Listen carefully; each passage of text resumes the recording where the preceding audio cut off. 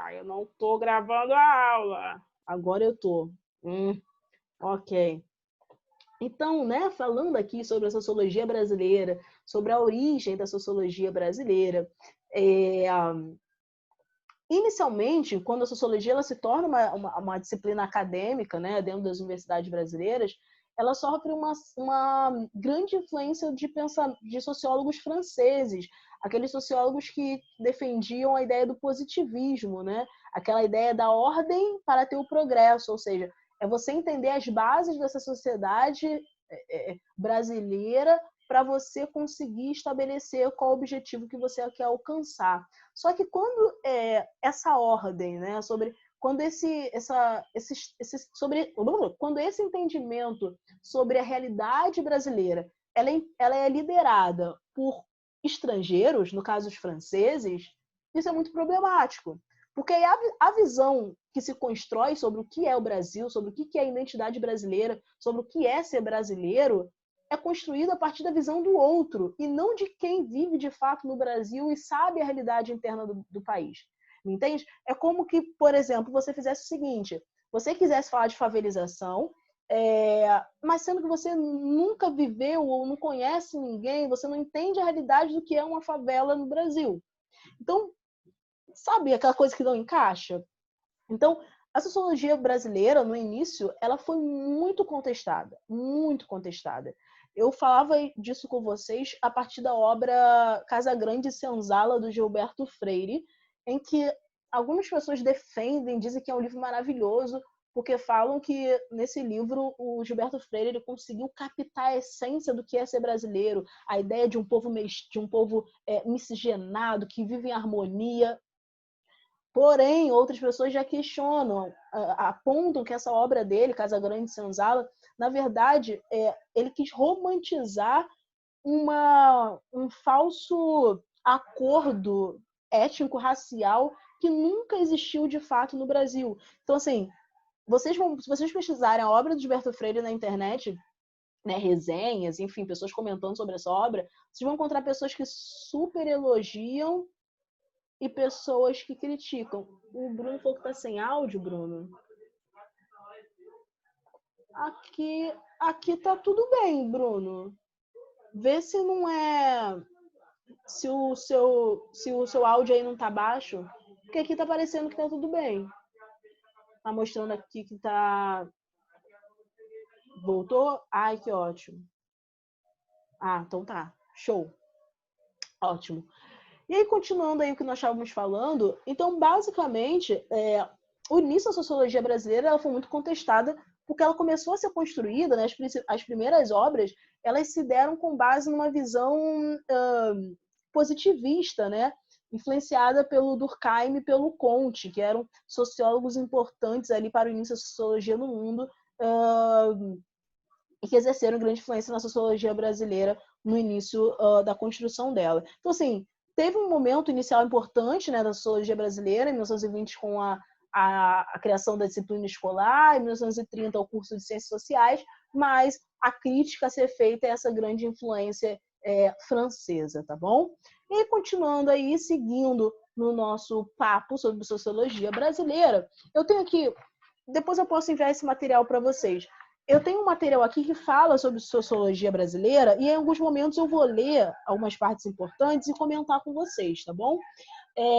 Então, eu tenho aqui essa imagem compartilhada com vocês, os três principais sociólogos desse momento inicial da construção dessa ciência no Brasil. Então, nós temos o Caio Prado Júnior, o Sérgio Buarque de Holanda e o Gilberto Freire. Eu vou comentar novamente sobre o Gilberto Freire, mesmo já tendo falado sobre ele, tá? Porque, como eu disse, a gente falou dele há muito tempinho atrás, então não custa relembrar.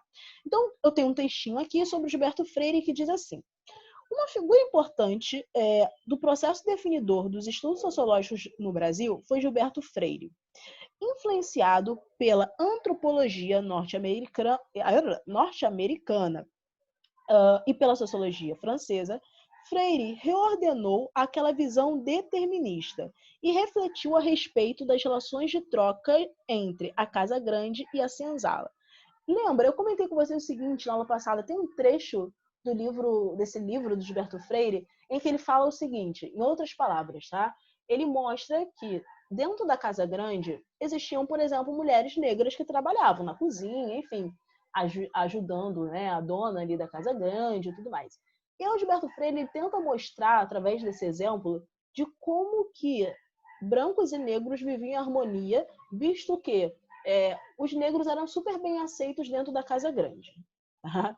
Então, é basicamente isso. Então, quando fala aqui que Freire reordenou aquela visão determinista, né, de que havia uma separação étnico-racial do mundo e refletiu a respeito das relações de troca entre a casa grande e a senzala. Não sei que troca é essa, né? Só se for de exploração, mas tudo bem.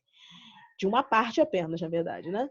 Com Freire, as interações e distinções sociais são menos deterministas, por serem percebidas por meio das relações de trocas e circularidades culturais.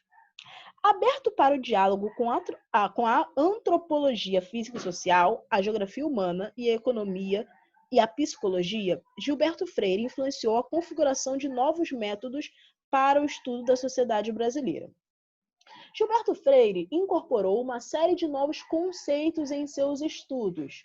Foram de fundamental importância as noções de cultura, adaptação, trocas raciais e culturais, mobilidade, transfiguração, miscigenação, dentre outros. Basicamente, gente, quando o Gilberto Freire trazia esses conceitos para debate, né, dentro da sua principal obra, ele estava tentando explicar, de uma certa forma, de que havia uma harmonia étnico-racial no Brasil.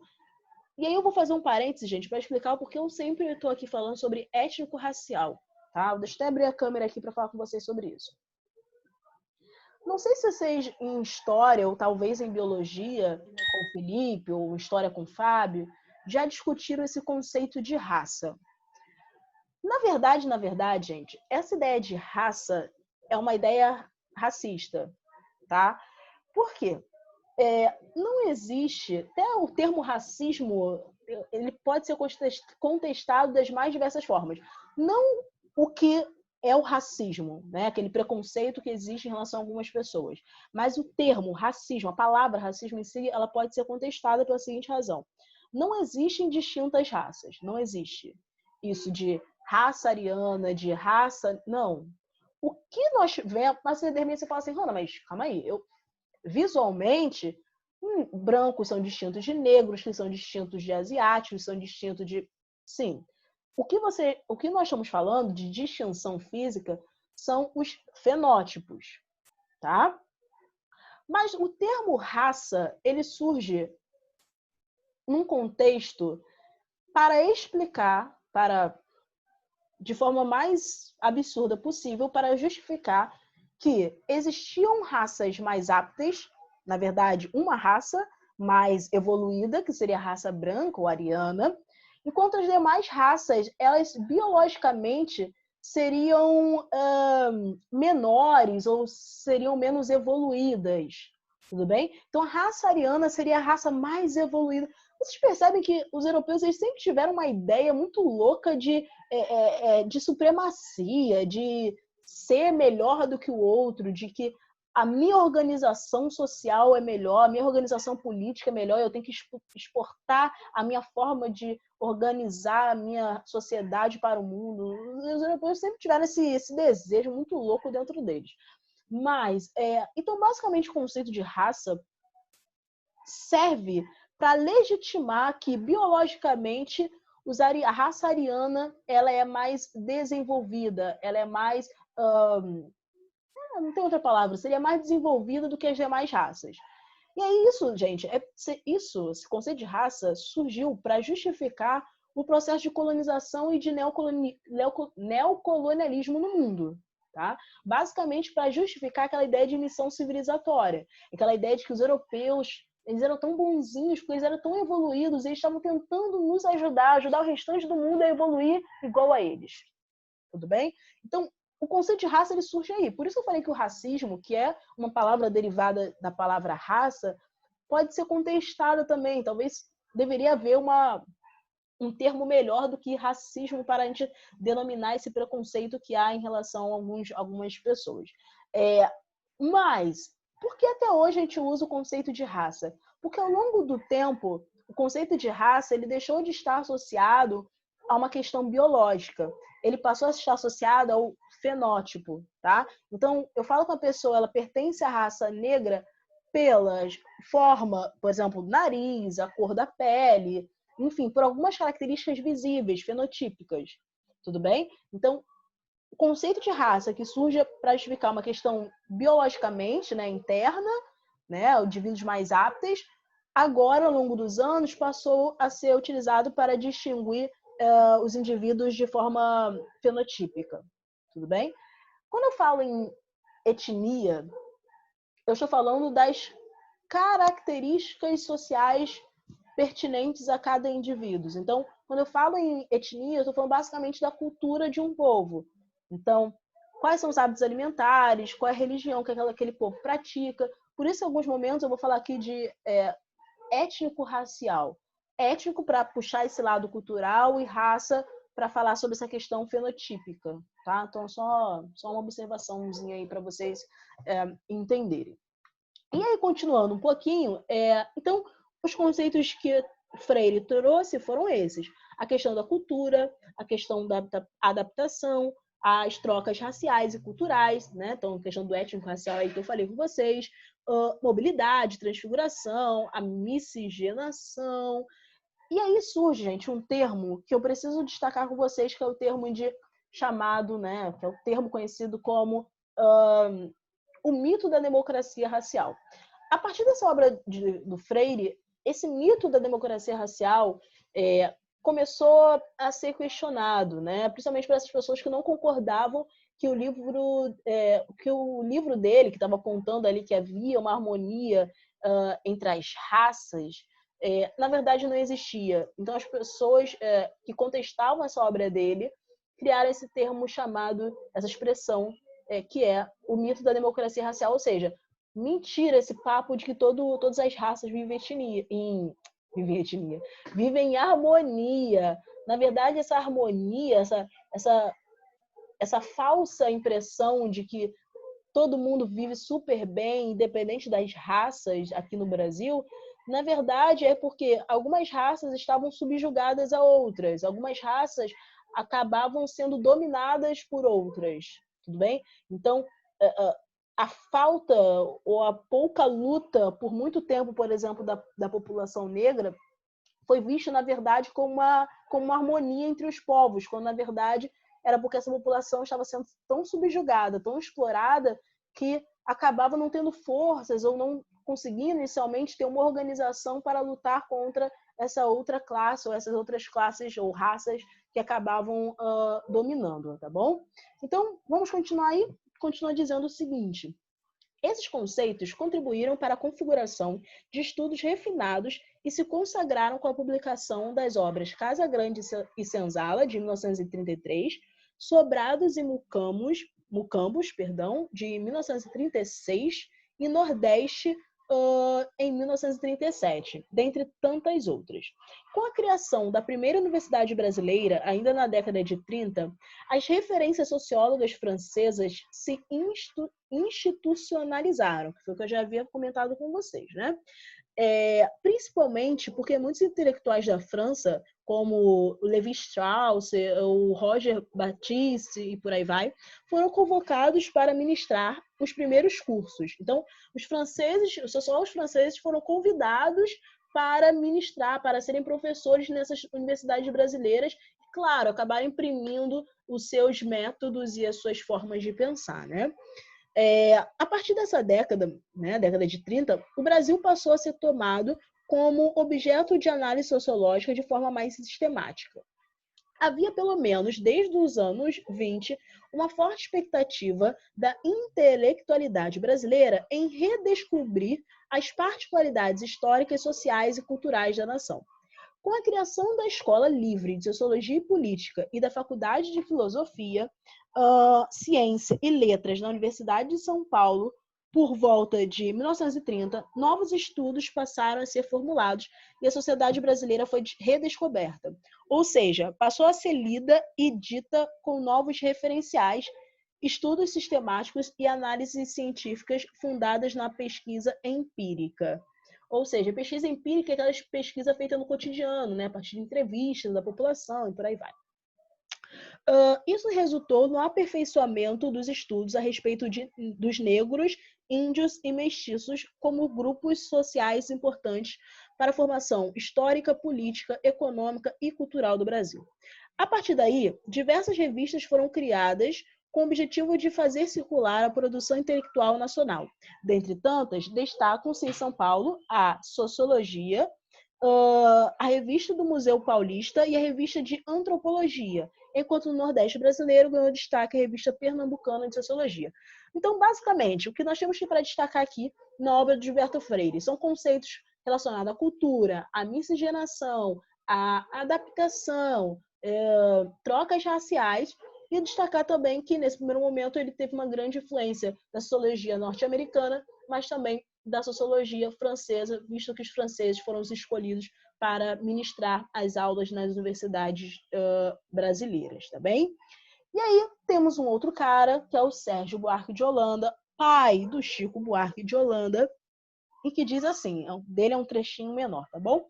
O paulista Sérgio Buarque de Holanda foi o responsável por introduzir uma perspectiva essencialmente weberiana. Weberiana, gente, vem de Max Weber, que era um sociólogo também bem importante no mundo. É até hoje, né? No campo dos estudos sociológicos no Brasil. Formado na Alemanha, Sérgio Buarque exerceu um papel de grande relevância para a definição de novos campos de estudos sobre a formação do povo brasileiro. O homem cordial, de raízes do Brasil, marcou a influência recebida da sociologia de Max Weber. Gente, dentro da obra de Sérgio Buarque de Holanda, nós tínhamos essa expressão que era o homem cordial, tá? Esse homem cordial, essa expressão, né, homem cordial, aparece na obra do Sérgio Buarque de Holanda chamada de Raízes do Brasil, que foi uma obra produzida por ele em 1936. E aí continua dizendo o seguinte, olha só. Ao definir a cordialidade como um tipo ideal, Sérgio Buarque lançou mão de novas referências conceituais e metodológicas para o estudo da formação do povo brasileiro.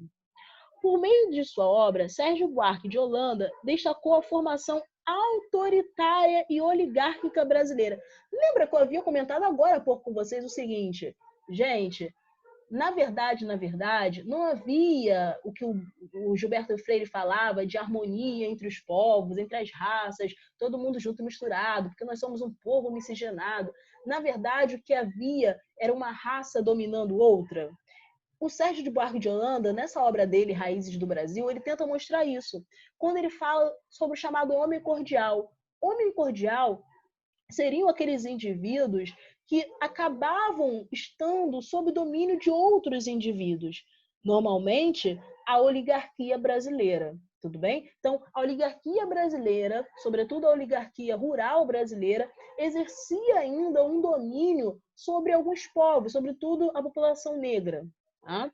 Então, ele continua dizendo o seguinte, então, por meio de sua obra, Sérgio Buarque de Holanda destacou a formação autoritária e oligárquica brasileira, bem como evidenciou o traço elitista como uma cultura política marcante no Brasil, ou seja, isso era característico do Brasil, tá? Um grupo dominando o outro. Em Visões do Paraíso, de 1959, Sérgio apresentou um estudo sobre o imaginário do colonizador no Brasil e realizou comparações entre as colonizações portuguesa e espanhola na América. Uma de suas preocupações nessa obra foi compreender as transmissões culturais entre colonizadores e nativos e perceber como essa interação repercutiu no processo de formação do povo brasileiro. Então, basicamente, ele tentou entender as bases, né, da influência dos colonizadores nas sociedades que se formaram aqui na América do Sul, basicamente, né, nas áreas de colonização, tanto portuguesa quanto espanholas. E como que isso refletiu até aqueles dias onde ele estava vivendo e percebendo a realidade de que existia uma oligarquia dominando uma pequena parcela, uma grande, melhor dizendo, a maior parte da população que aqui vivia no nosso país, tá bom? Queridos, nós temos 4 minutos aí de aula para acabar. Eu não vou falar sobre Caio Prado Júnior hoje, para que eu não tenha que falar correndo e aí depois eu vou ter que acabar retomando. Então, eu vou segurar o Caio Prado Júnior para a nossa próxima aula de Sociologia, que eu espero que seja semana que vem, mas eu não sei. Talvez semana que vem não, talvez na outra, na verdade. Porque o certo seria ter Sociologia uma semana sim, uma semana não. Então, pode ser que semana que vem a gente não tenha, mas na próxima. E aí eu volto com o Caio Prado Júnior e a gente amarra isso direitinho de Sociologia brasileira. Só para avisar quem chegou depois, tá, aqui na aula, eu fiquei de dar um posicionamento para vocês lá na Geledu sobre o nosso trabalho, tá? De Sociologia para P1. Então, fiquem aí nesse aguardo, que aí eu vou avisar vocês lá na agenda direitinho como é que vai funcionar essa questão do trabalho, se realmente faremos uma atividade quando nós retornarmos presencialmente ou se será necessário eu passar uma atividade para vocês fazerem em casa ainda nesse período aí de quarenteners. Tudo bem? Dúvida, queridos? Falem comigo, abra o seu coração, não se cale. Poxa, eu ia trazer hoje um trecho do Casa Grande Senzala para a gente dar uma lida, acabei não trazendo. Mas eu prometo que talvez na aula que vem eu traga. Nenhuma dúvida? Ok. Queridos, semana que vem nos veremos. Ótimo, Bruno é ótimo, manda um alienzinho. Semana que vem, deixa eu tirar aqui o fone. Eu não me escuta, eu tô falando aqui, eu não tô me conseguindo me escutar. Na semana que vem nos veremos, então, tá? Para nossa aula de geografia, certamente, de sociologia, talvez. Mas é isso. Qualquer dúvida, estamos lá na Agenda Edu, de olho em tudo, tá bom, queridos? Um beijo para vocês, bom restante aí de semana, boas aulas para vocês, a gente se vê, tá bom? Tchau, tchau!